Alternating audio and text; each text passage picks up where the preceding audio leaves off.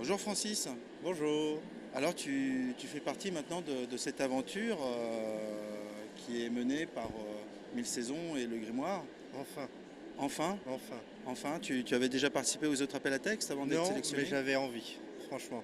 Oui, L'année dernière, c'était pas un sujet qui m'inspirait, mais la Cour des miracles, qu'est-ce que j'ai pu tourner autour. Et franchement, j'avais vraiment une très grande envie de c'était un beau participer. thème, hein, la Cour Ah des ouais, miracles. ouais, ouais, ouais. Ouais. Et donc c'est le temps qui t'a manqué? C'est le temps qui m'a manqué, une semaine. Ah, c'est court, Assez court. c'est court, hein? J'étais tellement inspiré par le sujet, d'ailleurs, je réfléchis à en faire un roman. Ah, ben ça c'est une surprise. Et ouais, Donc comme ça, d'amener des thématiques qui permettent à des auteurs d'aller plus loin, tout à même fait. s'ils n'ont pas été sélectionnés ou qui n'ont pas participé à l'appel à texte. Donc ça t'a inspiré, toi, pour faire un roman, Oui, même si tu n'avais pas participé à l'appel à texte ou que tu n'avais pas eu le temps et te manquait cette semaine. Euh, Ta nouvelle, c'est Macamé Blues. oui. Donc lorsque l'âme est partie, il ne reste plus qu'un corps qui a le blues. Qui erre dans la ville pluvieuse, sur une note de saxo ou d'autres instruments de blues. Mhm. Et on suit un caron, charron, comme on veut. Euh, Donnez vos morts, donnez vos morts. voilà, dans un monde qui est sous la domination de la mort et qui a décidé qu'il y avait trop d'êtres humains. Donc elle a limité la population. Et c'est la police spéciale, les carons, qui s'en occupent. Et un jour, il y a trop de vie. On se demande pourquoi. Et il y a une enquête qui est menée par un caron. Ah, tu veux dire que en fait, cette régulation est déréglée. Totalement, totalement. D'habitude, dans les enquêtes traditionnelles, c'est il y a trop de morts, c'est le problème. Là, c'est il y a trop de vie. Trop de vie. Trop C'est de vie. possible ça, trop de vie? Est-ce que c'est possible? C'est justement la question qui se pose dans cette nouvelle. Et pourquoi cette thématique? Parce que tu penses qu'aujourd'hui, sur notre planète, donc qui est définie, délimitée, il y aurait trop de vie. C'est vrai qu'on se pose souvent la question, on voit dans les médias, on essaye toujours de reculer l'espérance de vie, de trouver des remèdes à toutes les maladies, à tous les maux, catastrophes naturelles. Mais à un moment, est-ce que la nature ne doit pas retrouver son juste chemin? Est-ce que la mort ne fait pas partie de la vie elle-même? Ah bah, elles sont en tout cas liées. C'est une étape, c'est deux étapes, cette naissance et cette mort. Oui, Et donc toi, tu as un concept de la mort alors qui est différent quoi, de celui aujourd'hui. Tu n'as pas peur, tu n'es pas un acharné de la vie. oh, je profite quand même de la vie au jour le jour, carpe diem, hein. Oui. Mais la mort, quand même, m'a toujours intéressé, m'a toujours intrigué. Je la vois Mhm.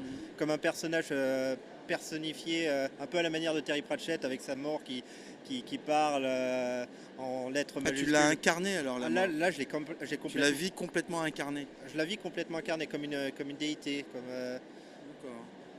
un peu comme le destin aussi. Je le vois aussi comme une divinité. Je vois des sortes de Tu es animiste en fait. presque, Oui. presque. Et cet animisme s'accompagne de rituels alors chez toi Non, non, Tu non. as des rituels, des... On pourrait, mais dès que j'essaye de me mettre à poil, ça passe pas. Ah, tu penses qu'il faut faire un rituel, il faut être à poil? Non, mais c'est vrai que j'ai toujours personnifié, c'est vrai, des grands esprits comme ça, que ce soit la nature, que ce soit le destin. Je distingue toujours le destiné du destin, l'acte de l'agisseur, et la Mhm. mort elle-même, comme l'ange de la mort. Mais je veux dire, ta mort, elle est dans ton livre, hein, elle n'est pas incarnée justement par une entité. Bah, elle est Elle reine. est, c'est les hommes qui donnent la mort. C'est les carons qui donnent la Les mort. carons, oui. Et pour ceux qui sont sur une liste, mais qui sont préétablis par la mort avec un L, d'ailleurs il y a L majuscule, c'est pour ça que j'avais vraiment tenu à ce qu'il y ait un L majuscule pour la personnification de la mort en elle-même. D'accord. Même si on ne la voit pas, ça pourrait être l'objet d'un roman par la suite, la rencontre avec cette mort. Elle n'apparaît qu'à un seul moment véritablement, En personne, c'est au tout début avec la lettre. D'accord. C'est-à-dire qu'en fait, même elle ne fait pas cette sale besogne, elle la confie à d'autres. Ah, il faut bien, hein, il y a des esclaves, hein. Ah d'accord. Donc, tu veux dire, on est esclave de la vie On comme est on est esclave, esclave de la mort. on est toujours esclave de quelque chose. On est toujours sans emprise de quelque chose. D'accord. Bah, tu es un vrai animiste alors. Hein? Donc tu es possédé alors. Tu te sens possédé quand tu écris ou pas? Complètement. En bon comme en mauvais. C'est-à-dire que pour moi, c'est une souffrance, mais aussi un plaisir énorme d'écrire. C'est une relation complètement sadomasochisme avec l'écriture. Tu peux nous en dire plus peut-être? Ouais. C'est-à-dire que quand j'ai l'idée qui arrive déjà par flash, je vais essayer de la développer. Donc il y a quand même une montée de plaisir qui arrive. Plus l'idée se développe, plus j'ai envie de le coucher sur le papier. Mais d'un seul coup, un peu, je me retrouve confronté à la limite du mot. C'est-à-dire que je voudrais être un peintre, utiliser toutes les nuances que je voudrais, mais je n'ai pas la couleur exacte. Qu'est-ce que c'est un mot pour toi? Un mot, c'est comme de l'ADN, c'est un brin d'une vie. Donc j'ai l'impression justement quand j'écris qu'il manque des brins à cet ADN pour que justement la vie soit parfaite. Finalement, pour toi, la parole est toujours incantatoire alors? Totalement. Et quelque part, on est un peu Dieu pour sa créature quand on écrit. Et que le langage, en fait, est ce chemin qui mène la créature vers le créateur? Oui. Totalement.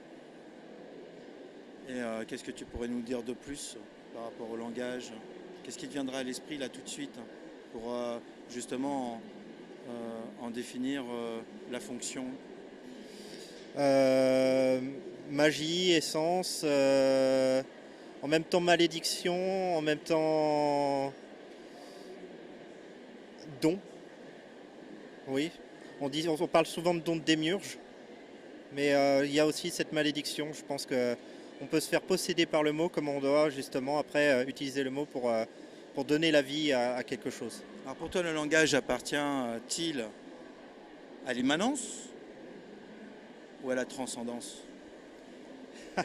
Ça, c'est une délicate question. Je dirais, je tournerais la question différemment. Je dirais que lorsque j'écris le mot, il m'appartient en tant que Dieu.